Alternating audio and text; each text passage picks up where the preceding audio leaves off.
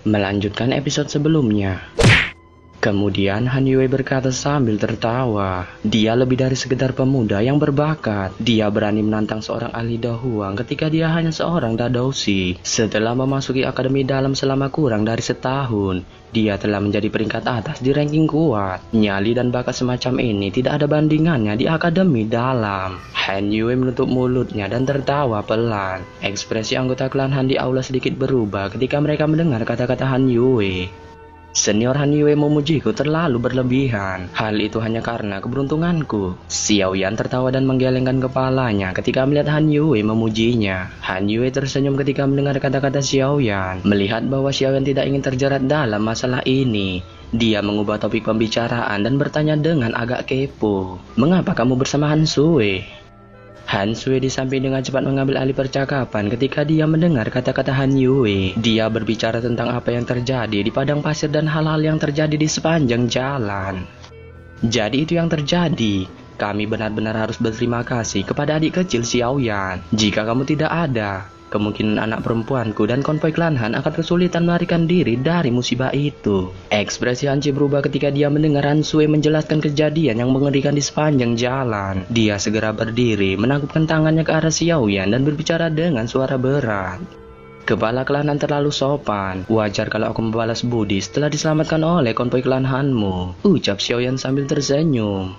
Karena kamu kenal dengan Han Yue dan kamu juga penyelamat Han Sui, kamu bisa memanggilku Paman Han jika kamu menyukainya. Istilah pemanggilan kepala klan Han benar-benar terlalu asing di sini. Hanci menggelengkan kepalanya dan tertawa dengan suara yang jelas. Mendengar ini, Xiao Yan merasa sulit untuk menolak dan hanya bisa menganggukkan kepalanya. Pader, apakah klan Hong di sini membuat masalah lagi? Melihat bahwa Xiao Yan dan padernya berkenalan singkat, Han Sui tiba-tiba bertanya kepada Hanci.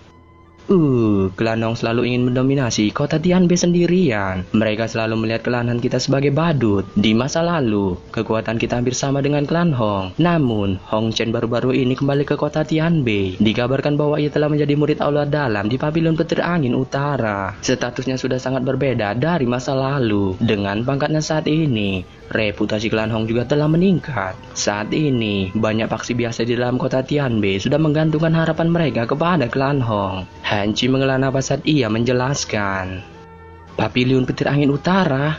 Bukankah itu Pavilion Petir Angin? Xiao Yan bertanya pada Han Sui ketika dia mendengar kata-kata dari Hanci. Pavilion Petir Angin terbagi menjadi 4 pavilion, yaitu Utara, Selatan, Timur, dan Barat, yang bukan Hero ML. Mereka terletak di 4 sudut wilayah utara di dataran tengah. Pavilion Petir Angin Utara itu ada di Gunung Qingfei yang terletak 500 km dari kota Tianbei. Hong Chen adalah murid aula dalam dari Pavilion Petir Angin Utara, ucap Han Sui. Xiao Yan akhirnya mengerti dengan penjelasan dari Han Sui. Segera, dia sekali lagi merasa terkejut dengan kekuatan Pavilion Petir Angin. Meskipun sebagian alasan Hong Chen membuat permintaan untuk menikahi adikmu dan kamu karena kalian telah menarik perhatiannya, sebagian besar dari itu mungkin karena dia berencana untuk secara bertahap menghancurkan klan Han kita. Saya secara alami tidak akan menyetujui permintaan dan tipuan seperti itu. Klan Hong mungkin kuat, tetapi kemungkinan mereka akan menderita kerugian besar jika mereka benar-benar menyerang klan Han kita. Hanci perlahan berbicara. Han Sui mengencangkan tangannya ketika mendengar kata-kata Hanci. Dia dengan ganas berkata, karena itu, orang itu telah mengajukan permintaan seperti itu untuk membuat seseorang dari generasi muda untuk melawannya.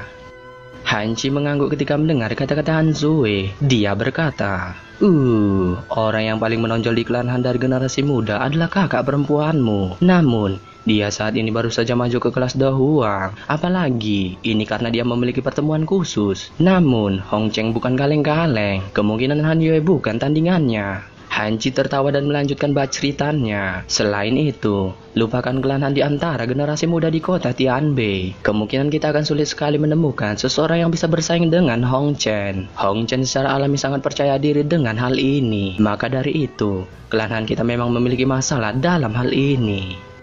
Mungkin sedikit merepotkan, tapi bukan tidak mungkin untuk diselesaikan. Tentu saja, Persyaratannya adalah jika seseorang dari generasi muda bersedia mengulurkan tangan. Han Yue tersenyum dan tiba-tiba berbicara. Banyak tatapan di aula segera melesat ke arah Xiaoyan setelah mereka mendengar kata-kata Han Yue. Han Sui di samping juga mengangguk ketika mendengar kata-kata Han Yue. Dia berkata, "Itu benar, Tuan Xiaoyan sangat kuat. Jika dia bisa membantu kita, dia akan bisa mengalahkan Hong Chen." Xiaoyan tanpa sadar merasa tidak berdaya saat dilihat oleh begitu banyak orang di dalam aula setelah kata-kata Han Zue terdengar. Han Yue tersenyum ketika dia melihat ekspresi Xiaoyan yang tak berdaya. Dia segera mengambil beberapa langkah ke depan dan menggunakan suara telepati yang hanya bisa didengar oleh Xiaoyan. "Xiaoyan, masalah ini sangat penting bagi kelanan saya. Mudah-mudahan kamu dapat membantu karena hubungan kita di masa lalu. Kemungkinan aku tidak akan mengganggumu tentang bagaimana kamu diam-diam mengambil susu inti dingin yang aku temukan dulu." Ekspresi Xiaoyan langsung menjadi malu-malu kucing ketika mendengar kata-kata Han Yue. Dia dengan canggung bertanya, "Senior Han Yue, bagaimana kamu tahu tentang itu? Apakah kamu lupa bahwa beruk besar yang menjaga susu inti dingin tahu bagaimana berbicara bahasa manusia?" Han Yue tertawa. Xiaoyan tersenyum malu ketika mendengar kata-kata Han Yue. Sebenarnya, biang keroknya adalah beruk besar itu.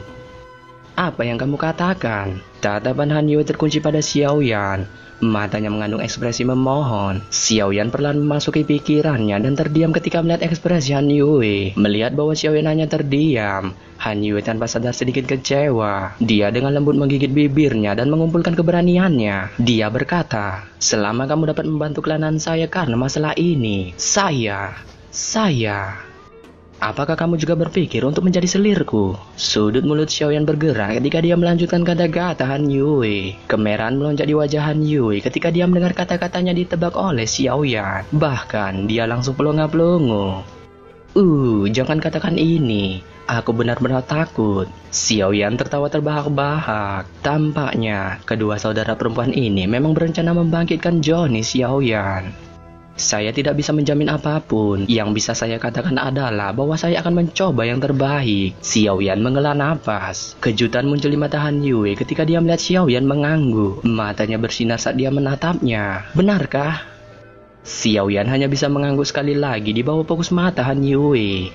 "Pader, karena Hong Cheng mengatakan lawannya akan dihitung selama 3 hari dan terlepas dari apakah orang itu adalah anggota klan Han atau tidak, mungkin Tuan Xiaoyan adalah pilihan terbaik." Han Yue tersenyum manis ke arah Xiaoyan sebelum berbalik untuk berbicara dengan Hanci. Sebagai padermu, aku secara alami akan mempercayai penglihatanmu. Namun, masalah ini memiliki dampak yang terlalu besar. Meskipun adik kecil Xiaoyan mampu menghabisi Hong Li dan Hong Mu, namun hal ini kemungkinan sangat sulit untuk Hong Chen. Jika terjadi masalah kepadamu akibat berduel dengannya, klan Han kami akan merasa sangat menyesal. Hanci merasa ragu sebelum berbicara dengan senyum suram. "Pader, kamu tidak percaya bahwa Tuan Xiaoyan tidak bisa mengalahkan Hong Chen?" ucap Han Sui di sampingnya. Hanci hanya bisa tersenyum suram ketika dia ditanyai oleh kedua putrinya dengan cara ini. Bukannya dia tidak mempercaya Xiaoyan, tapi kekuatan Hong Chen memang terlalu OP. Han Sui, Han Yue, tidak perlu terus memaksakan adik Xiaoyan. Mengapa kita tidak melakukan ini? Karena kalian berdua memiliki kepercayaan yang besar pada adik Xiaoyan. Mengapa kamu tidak membiarkan paman untuk maju dan meretakkan tulangnya? Bagaimanapun, masalah ini menyangkut kelangsungan hidup klan Han kita. Seorang pria parubaya berusia ujur pelan berdiri dan tersenyum ketika dia menyarankan sesuatu kepada Han Sui dan Han Yue. "Selama adik Xiaoyan mampu menahan seranganku selama 10 gerakan tanpa dikalahkan, kami akan mengizinkannya untuk terjun dalam pertandingan ini. Bagaimana menurutmu?"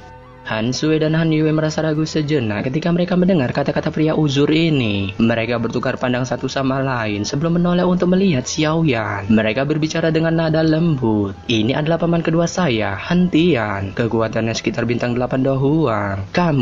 Apakah kamu memiliki kepercayaan diri?" Xiaoyan juga memahami pentingnya pertandingan dengan Hong Chen terhadap klan Han dan Han Yue. Oleh karena itu, dia sedikit tersentuh oleh kepercayaan yang dimiliki Han Sui dan Han Yue padanya. Mereka mempertaruhkan seluruh nasib mereka padanya. Maka dari itu, Xiaoyan mengepalkan tekad di dalam hatinya dan tertawa. Dia perlahan melangkah maju, menangkupkan tangannya ke arah Han Tian dan berkata, "Jika aku dikalahkan olehmu bahkan sekali dalam 10 gerakan, aku akan berhenti membantu masalah ini." Han Yue terkejut ketika mendengar kata-kata jantan dari Xiaoyan. Dia merasa ragu dan perlahan berkata, "Xiaoyan, Bisakah kamu melakukannya? Paman Hantian mempraktikkan energi angin metode Ki. Kelincahan adalah kekuatan spesialnya. Jika kamu melakukan ini, karena kalian berdua telah memuji saya sampai ke langit di depan begitu banyak orang, itu akan menjadi kebanggaan bagi saya. Xiao Yan tersenyum. Tatapannya berhenti pada Hantian dan berkata, Tuan Hantian, gas kuy. Haha, adik Xiao Yan, kesombongan ini benar-benar dapat bersaing dengan Hong Chen. Baiklah, karena kamu bersikeras melakukannya, aku akan mencoba dan melihat bagaimana kamu akan menghentikanku dalam 10 gerakan. Hantian tertawa keras. Dia melangkah maju dan Doki kuat meloncat dari tubuhnya seperti sungai Amazon. Segera, banyak tornado angin terbentuk di sekelilingnya. Hati-hati, melihat Hantian bermanuver dengan dokinya, Han Yue dan Han Sui segera mundur. Mereka mengingatkan Xiao Yan dengan khawatir. Xiao Yan memiringkan kepalanya, namun tubuhnya tidak bergerak sedikit pun. Lengan bajunya berkibar di bawah angin liar yang menuju ke arahnya, tetapi matanya menjadi sangat cerah saat ini. Adik Xiao Yan, kamu harus berhati-hati. Gerakan langkah 9 angin ini adalah keterampilan Dou terkuat saya. Hari ini, saya akan menunjukkannya. Jangan salahkan saya untuk mengajar seseorang yang lebih muda hanya karena saya lebih tua. Angin menempel di kaki Hantian saat dia berteriak. Segera, kakinya menginjak ke depan.